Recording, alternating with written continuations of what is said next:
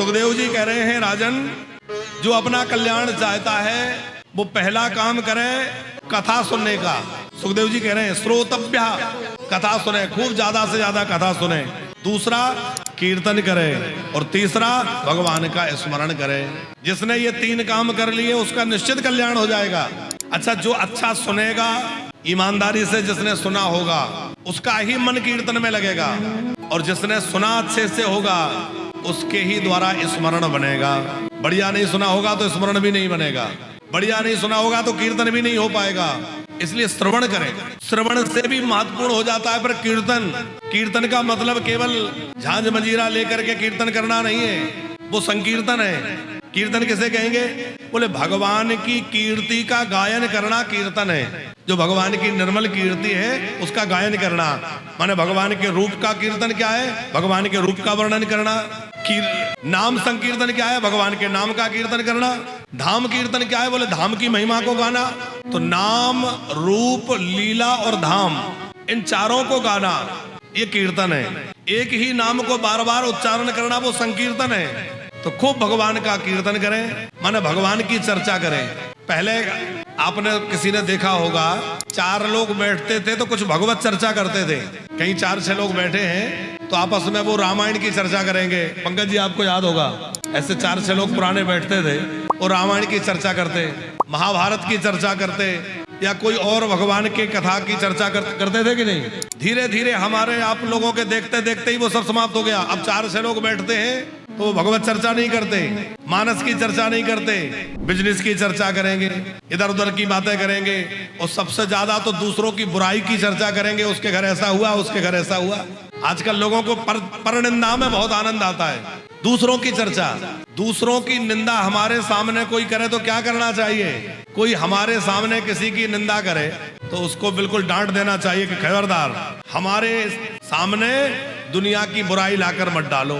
जैसे आपने अपने घर को साफ किया, झाड़ू लगाया, पोंछा लगाया, सफाई करी, और आपने अपने आंगन को बढ़िया साफ सुथरा किया, और पड़ोसन आके कचरा डाल जाए तो आप झगड़ा करने पहुंच जाओगे कि नहीं? हमने तो सफाई करी, तुम कचरा डाल गए। तो आंगन में कचरा डालने से तो झगड़ा करते हो, और हृदय में हम लोगों ने तप करके, जप करके, व्रत करके, तीर्थों में जाके, कथा सुन के अपने अंतःकरण को शुद्ध बनाया, और अपने अंतःकरण को हम तो निर्मल बनाने में लगे, और कोई आया और वो दूसरों की बुराई करके गंदगी डाल गया, और हम बड़े खुश होकर सुन रहे हैं। हाँ, और क्या हुआ? चाय भी पिला रहे हैं। हाँ, हमारी निंदा कोई करे तो उससे बड़े खुश होना चाहिए। हमारी कोई निंदा करे, हमारे कोई दोस्त बताए, बुराइयां बताए, तो खूब खुश होइए कि देखो ये कितना कृपा कर रहा है कि हमारी बुराइयां ढूंढ ढूंढ के बता रहा है। हम लोगों का उल्टा है, कोई हमारी बुराई करे तो हमारी उससे तो ठन जाती है। तुमने हमारे अंदर दोस्त देखा, हमारे अंदर बुराइयां दिख रही तुम्हें? होता है कि नहीं? हमारी बुराई कोई बताए तो खुश होना चाहिए कि भैया कितना बढ़िया व्यक्ति है जो हमारी कमियां गिनवा रहा है, अब हमें इनमें सुधार करना है। प्रशंसा करने वालों से सावधान रहें, क्योंकि जो हमारी प्रशंसा कर रहा है वो हमारा अभिमान बढ़ा रहा है, और सामने प्रशंसा करके कहीं ना कहीं वो झूठी चापलूसी कर रहा है। सामने प्रशंसा करने वाला व्यक्ति हमारा हितैषी नहीं हो सकता। और एक और बात, आपके सामने जो दूसरे की निंदा कर रहा है, सावधान हो जाओ, वो हमारी निंदा भी किसी के सामने जाके करेगा।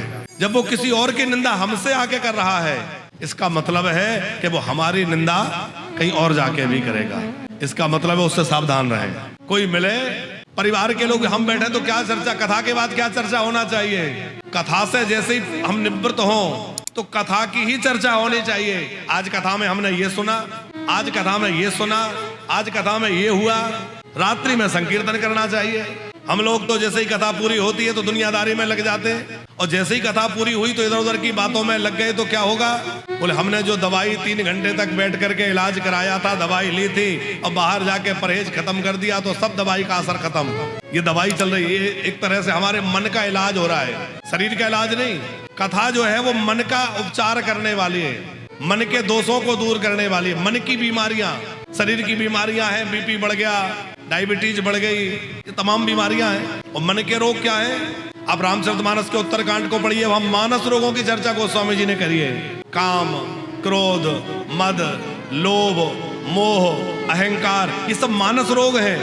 हमारा तन कितना भी कुछ कर लीजिए, एक दिन नष्ट होना है, लेकिन ये मन नष्ट नहीं होता, ये मन साथ में जाता है। और जब ऊपर जाओगे तो तन तो रहेगा नहीं, क्या देखा जाएगा? मन। अच्छा, जब हम ऊपर जाएंगे तो ये नहीं पूछा जाएगा कि तुमने कितने मकान बनाए, ये भी नहीं पूछा जाएगा कि तुमने बच्चों को क्या बनाया, ये भी नहीं पूछा जाएगा बैंक में कितना बैलेंस बचा के छोड़ के आए हो। पूछा जाएगा? क्या पूछा जाएगा? कितना नाम जपा था, कितना सत्कर्म किया था, कितना लोगों का भला किया था, कितना गरीबों को भोजन जमाया था, कितना साधु सेवा गौ सेवा कर, ये सब पूछा जाएगा। इसका हिसाब होगा।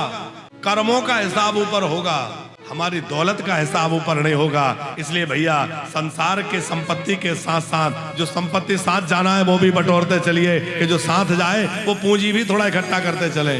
हम लोग सोचते कर लेंगे, अभी तो बहुत उम्र बची है, पर कोई भरोसा है कितनी उम्र बची है? कोई लिख के दे सकता है हमें कितनी उम्र हमारी बची है? सुखदेव जी कह रहे हैं राजन तुम्हारी तो अभी 7 दिन की आयु शेष है, 7 दिन से पहले नहीं मर सकते। पर मनुष्य का तो पल भर का भरोसा नहीं है। और आजकल तो और ऐसा समय चल रहा है कि पता नहीं कब क्या हो जाए, है? ऐसी ऐसी बीमारियां चल गई, ऐसे ऐसे है? तो हम लोगों को सावधान रहना चाहिए। हम लोग मृत्यु को भूल के बैठे हैं, जो परम सत्य है उसको याद करते रहना चाहिए।